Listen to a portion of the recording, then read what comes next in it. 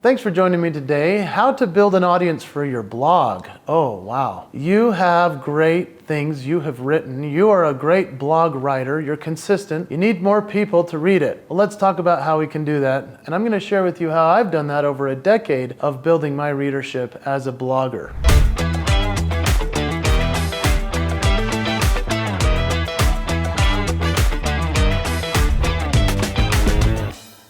So first of all, you need to choose your topic. This might seem like a basic thing, but I'll be candid with you. A lot of people write a blog and it's about nothing or everything.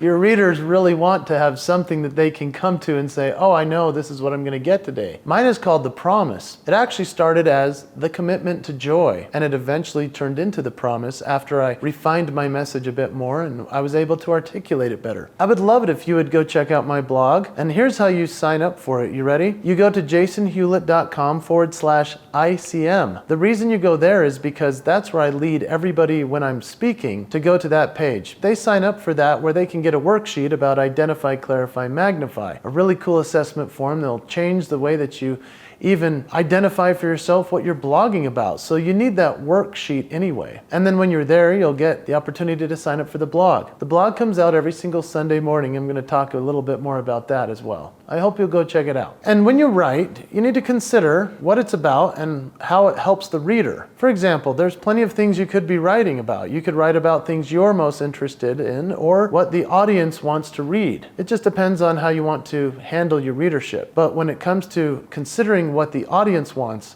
that can actually help quite a bit with what you're going to be writing in your blog. I recommend it not just be a personal journal entry place. I mean, that's fine if that's what you want to create, but the readership will probably not grow. Most people's lives are not, something everyone wants to read about on a blog. But there's a difference between the personal and the business side, right? So for example, on the personal side, I could write posts about, well, let me tell you some that have failed in terms of readership or interest from my readers. When I write a blog post that's personal about a family member having a birthday, my readers don't care.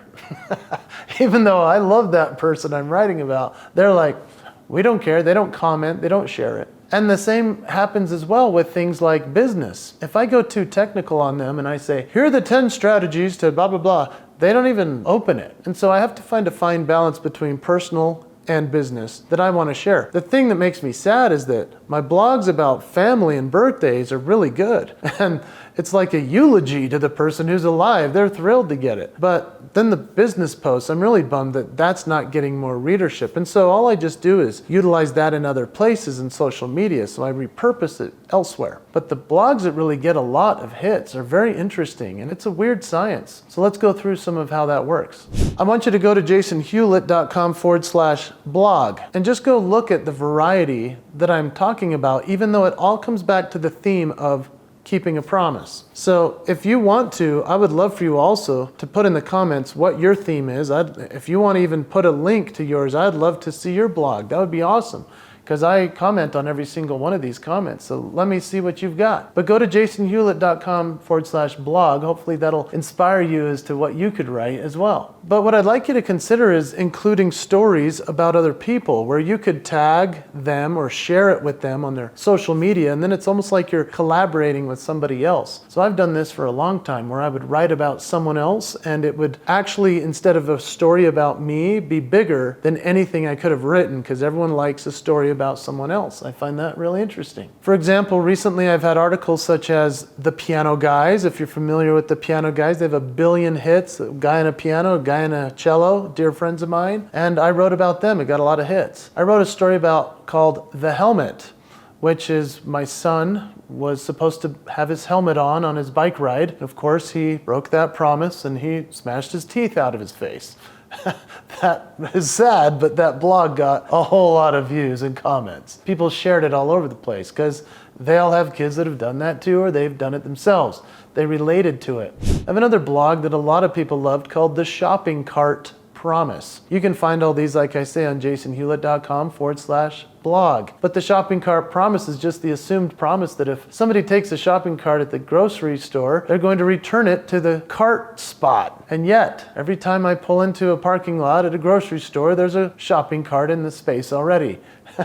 Somebody's left it in the middle of the parking lot. So I said, hey, this is a problem, right? Or am I the only one that thinks that we should keep the promise and return our carts? Started a firestorm. It was hilarious. But that got a lot of interest from my readers. And then there was one called The End of the Bench. It was about a boy who I saw on a basketball team that didn't get to play for most of the year. The coach never put him in, even though this was a younger team. It wasn't like they were competing for a national championship, and how I talked about how I knew what it felt like to be at the end of the bench when I was in high school as well. That kind of a blog post went really big for me as far as comments and interest from people. But it was about somebody else. So finding the balance between writing about other people, personal stories, business, those types of things. I shared a business principle within the Promise shopping cart post, but it's interesting how it all has to be framed in sort of a real world situation. And then writing topics and interesting titles is a big deal, just like the shopping cart promise. I mean, that's interesting to people. And so writing something that's kind of catchy is important to do. And I'd like you to keep the promise.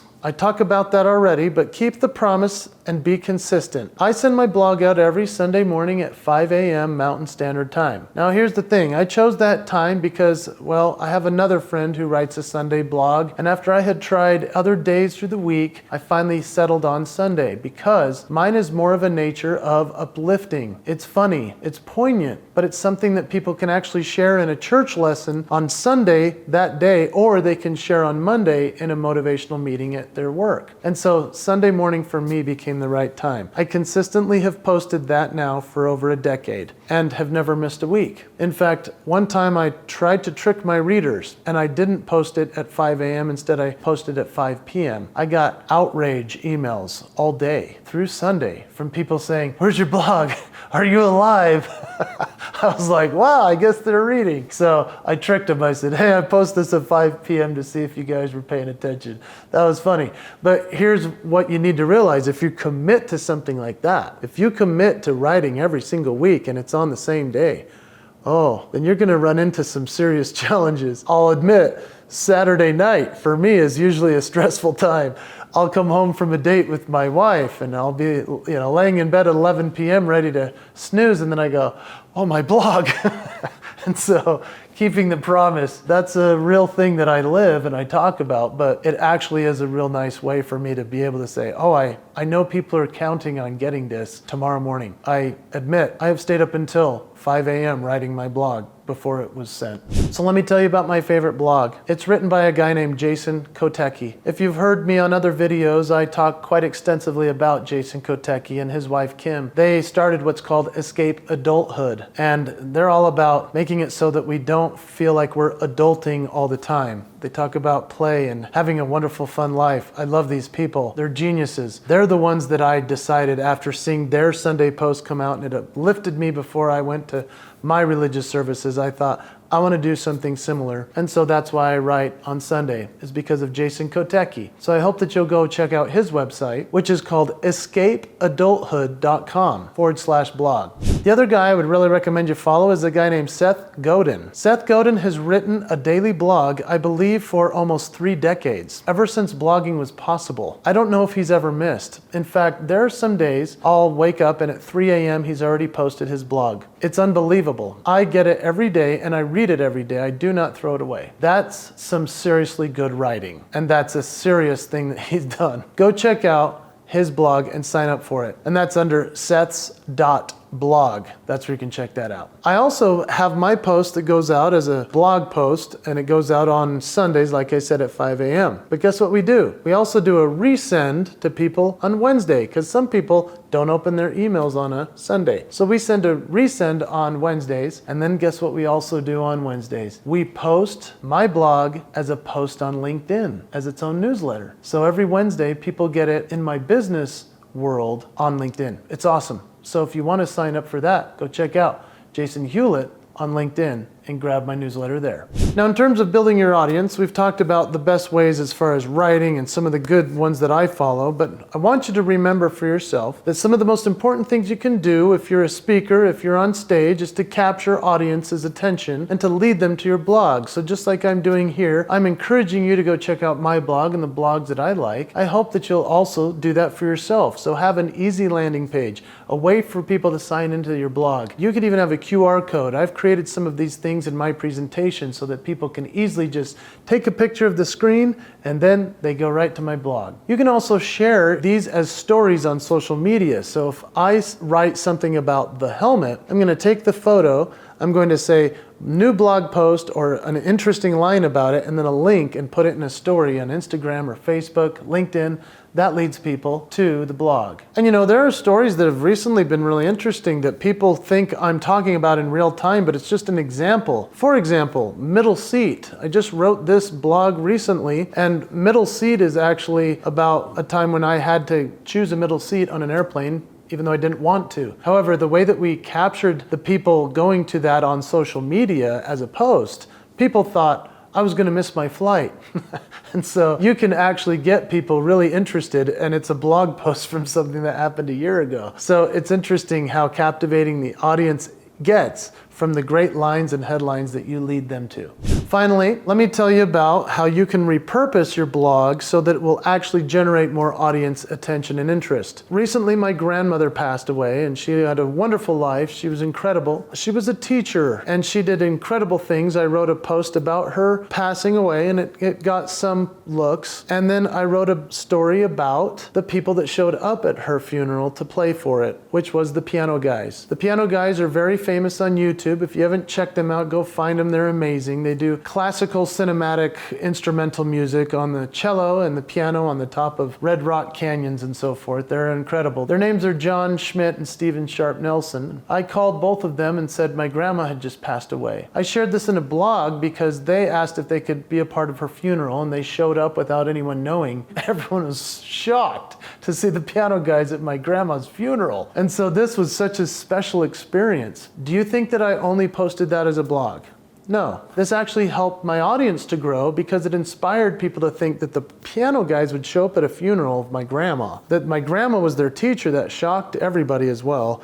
But it ties in perfectly to the promise of the student to show up for the teacher, the promise of the teacher to give their best to the student. It all tied together beautifully. So I've made videos about this. I've made the blog post, of course, as the main place, but it's actually brought me an even bigger audience just because I've shared those things about other people, stories that are interesting. They all tie into my theme. I hope this video has helped you, and I hope that you'll also commit to growing your audience by doing some of these things that we've talked about today.